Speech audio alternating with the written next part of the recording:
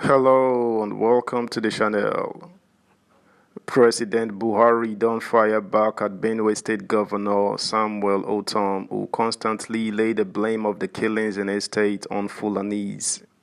Say Babana Fulani. So him don't finally take offense to Ortom persistent nagging. Come see response. Better run down now himself Ortom. Subscribe, like, share, and comment. Thank you. Presidency tackles Ortom on insecurity. Senatorial bid says Benue rejected him. The rift between the governor of Benue State, Samuel Ortom, and the administration of President Muhammadu Buhari has appeared to widen as the presidency on Wednesday took a swipe at the governor. According to a statement by the senior special assistant to the president on media and publicity, Garba Shehu, the people of Benue have rejected him over the myriad of challenges bedeviling the state. The presidency was reacting to recent publications in national dailies that allegedly attempted to lay the blame of the dire security situation in the state entirely at the feet of the outgoing president. Shehu argued that despite Buhari's efforts, the new governor-elect, Reverend Father Hyacinth Alaya, has his work cut out, recalling the words of the latter, who described Benue as being in the intensive care unit. Instead, Ortom stubbornly refused to engage with the detailed, holistic approach clearly spelled out by the federal government. He arrogantly chose his own destructive path, the statement read. He blamed the Fulani for every problem that arose. He ignored numerous intelligence reports passed to him for action. He rejected police findings into investigations that didn't meet his egotistical worldview. He politicized every life lost on his watch. So, thank God the people of Benue rejected him so roundly at elections. His contract was not renewed. He failed the Senate election. Even the person he endorsed for governorship was rejected. The governor, it will be recalled, lost his Benue North-West senatorial bid in the February 25th National Assembly elections. The People's Democratic Party PDP governorship candidate, Titus Uba, whom Ortom had endorsed, also lost to Alaya.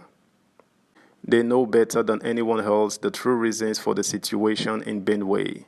If anyone is looking for someone to blame, just ask the people of Benue, Shehu added.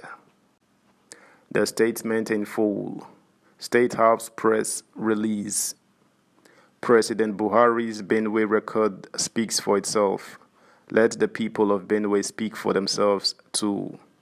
In a series of apparently syndicated editorials, this country's newspapers, the Daily Trust and This Day, have attempted to lay the blame of the dire security situation in Benue State entirely at the feet of the outgoing president. As for the man who has actually presided over Benue State for the past 8 years, its outgoing governor Samuel Ortom, the editors of those publications in their near-identical articles elected to give him a free pass. Fortunately, the people of Benue State know the truth. After all, it is they who have suffered under Ortom's leadership, if one can call it such. It is they who have experienced firsthand the mass killings, the torture, the litany of atrocities as Benue's security situation plummeted ever further. It is they who buried their loved ones while watching their careless, irresponsible, and incompetent governor politicize on those freshly dug graves. And it is they who turned to the last privilege they had left, their democratic privilege, to resoundingly kick out Ortom and a so-called People's Democratic Party in favor of a new governor, Reverend Father Hyacinth Alaya from Buhari's party, the APC. But since the Daily Trust and This Day may not be as well informed as their Benue compatriots, this blatant rewriting of history must be addressed. For their education, we humbly submit a list, far from exhaustive, of the steps taken personally by President Buhari to address the deteriorating situation in Benue.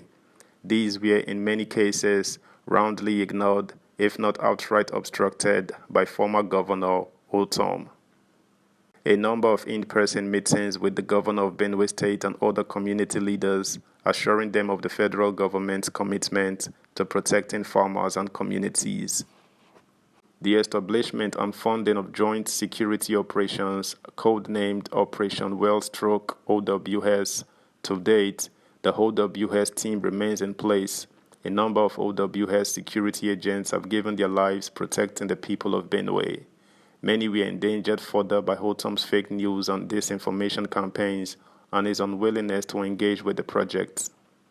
The deployment of special security forces to flashpoints in the state, including the Nigerian Army, Nigerian Air Force, Nigerian Navy, Nigerian Police Force, Department of State Services, and other security agencies.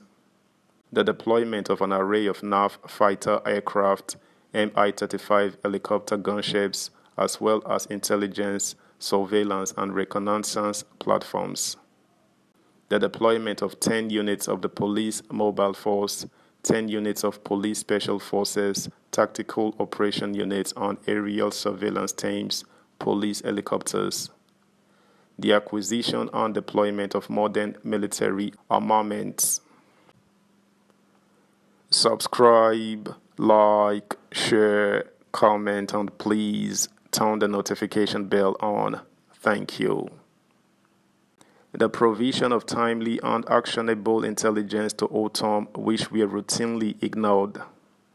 The prompt provision of humanitarian support to victims via the Ministry of Humanitarian Affairs, Disaster Management, and Social Development.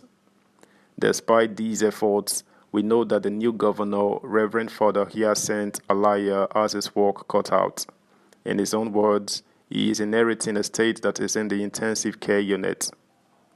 Perhaps, if disgraced Governor Ortom had been more concerned with doing his job than politicizing the tragedy so frequently taking place under his watch, the situation in Benue might be very different, like in any of its neighbors, Taraba, Nasarawa, the FCT, which all enjoy peace. Instead, Ortom stubbornly refused to engage with the detailed, holistic approach clearly spelled out by the federal government. He arrogantly chose his own destructive path.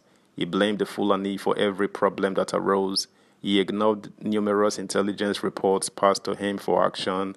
He rejected police findings into investigations that didn't meet his egotistical worldview. He politicized every life lost on his watch. So, thank God the people of Benue rejected him so roundly at the elections. His contract was not renewed. He failed the Senate election. Even the person he endorsed for governorship was rejected. They know better than anyone else the true reasons for the situation in Benue. If anyone is looking for someone to blame, just ask the people of Benue. Garba Shehu, Senior Special Assistant to the President, Media and Publicity. That's the news, guys. Thanks for listening. Until next time. Bye.